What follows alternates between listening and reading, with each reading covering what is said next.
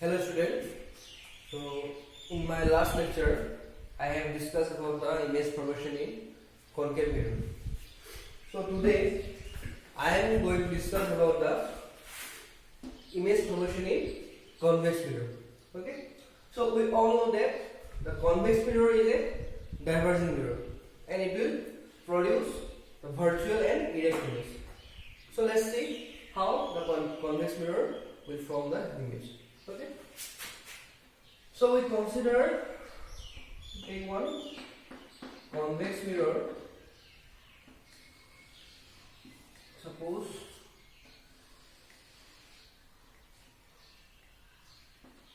E is pole, F is focus, and C is center of curvature. So in case of convex mirror, we already discussed that the focus and center of curvature lie on the other side of the reflecting surface. Okay.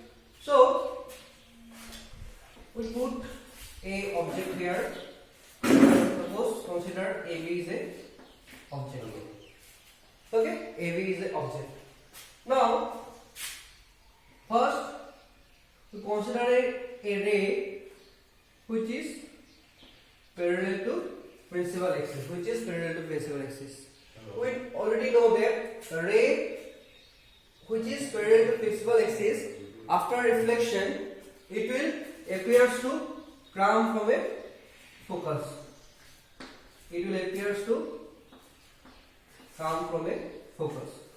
If we extend the line by dotted line, then it will meet at the focus. Because the convex mirror is diverging mirror, so it will not meet at the same side of the reflecting side. So we have assumed that this ray appears to come from the focus. And if you see in the mirror, then you can see that it appears to come from the focus. Another ray to consider is incident on the pole, and after reflection it will reflected back by obeying the laws of reflection. So again, for this ray we explain it in the back side by dotted line. Okay. So in the same side of the reflecting side, the two rays are converse, so they will not meet at infinity also. But if you see, the two rays will meet at the back side of the mirror. That means on the other side of the reflecting surface. Okay. So this ray, this will be the, this point is the A dash B dash will be the virtual and erect image of object AB, or A dash B dash will be the image of the formed by the convex mirror. Okay. Image formed by the convex mirror. So this is the image formation by convex mirror. You can see that the image will be a real, virtual, erect, and it is smaller in size. If you place a large object in front of a convex mirror, you will get a small image. Okay, you will get a smaller image than that of the object. Okay, so these are the different image formation by convex mirror. Last class I have already discussed about the image formation by concave mirror. Okay, so now in practically where we use these two mirrors. So in practically how we can use the concave mirror and convex mirror. So first I have discussed about the uses of concave mirror. Uses of concave mirror.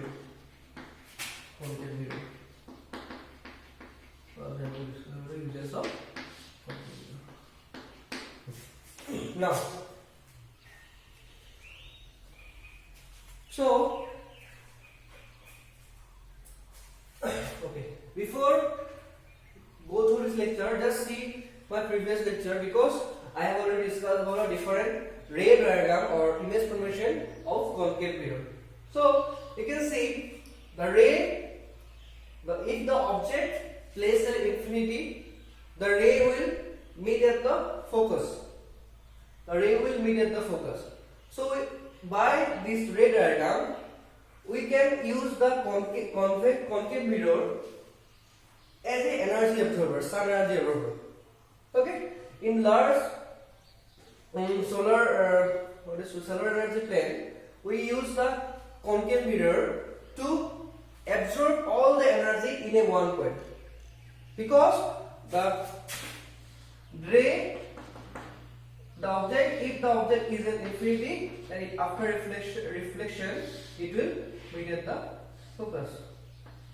Okay, if the sun is the sun, okay, and from the sun different ray will come, the ray which are parallel to the principal axis will meet at the point. So in this point we get a large amount of heat energy. We get a large amount of heat energy. So for this energy we can use in solar panel, we can use in thermal power plant. Okay, so by using this convex mirror we can get energy from the sun. One more use is that if you going to dentist, then the dentist use concave mirror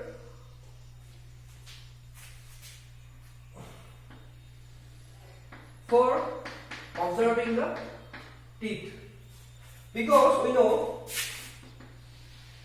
if we place the object between focus and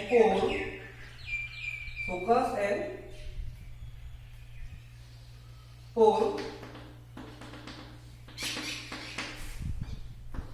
will get a large image. Okay, we get a large image. So the dentist and in barber shop, they use the concave mirror to magnify the image. Okay, magnify the image. So we can use the concave mirror as in a medical purpose also by dentist, or because it will give us a highly magnified image, which is erect, virtual and erect. So we can easily see the defect in our teeth, because this concave mirror will give the image of the teeth so large, so we can easily identify the defect. Okay, so dentists use this concave mirror for their medical purpose. Okay, now you can observe that in torchlight, which is used in our daily life, the torchlight. Okay, if you notice, you can observe that there is a concave mirror placed in front of the torchlight. Okay, concave surface. You just observe it at your home. You can see that if this is bulb, then this surface is a concave surface. Okay, this surface is a concave surface. And the light is suppose here, because we know if the light which is passed to the focus, after reflection it will go parallel to the principal axis. So we use the concave mirror in torchlight to get the parallel light, to get a parallel light. So if we on the torchlight, you can see that the light is straight. Okay, it will go through a straight path, because the bulb, there is a concave surface, and the bulb is placed at the focus of this concave surface. Okay, so after if you on the bulb, the light if we reflect on the concave surface, and after reflection, we already know that the light which are passed to the focus, after reflection it will goes parallel to the principal axis. So this ray after reflection will go parallel and will get a straight line, straight path. Okay, so these are the uses of concave mirrors. Okay, now we will see the uses of convex mirror. Convex mirror. Uses of convex mirror. Convex mirror. Now, convex mirror. Okay. All of you have seen the rear view mirror of a car or different vehicle. Okay, which is a convex mirror. Why you use convex mirror? Because we already know that the convex mirror will give us the smaller image of a large area or large object. So, for seeing the back side, suppose we have to see the back side. If you use the plane mirror, then it will give only some smaller area. Or if you use the concave mirror, it will give you the point image because the backside area is so large. For that case, we have to use the convex mirror because we know the convex mirror give us the smaller image of a large area. Okay. First of for seeing the backside is a large area.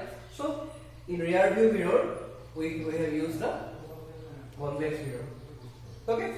I have already start because suppose this is a rear view mirror. Okay. So this area is very large. Suppose very large object is placed here. Okay. So we get suppose this focus, this center of curvature. After reflection, it goes through like this, and this.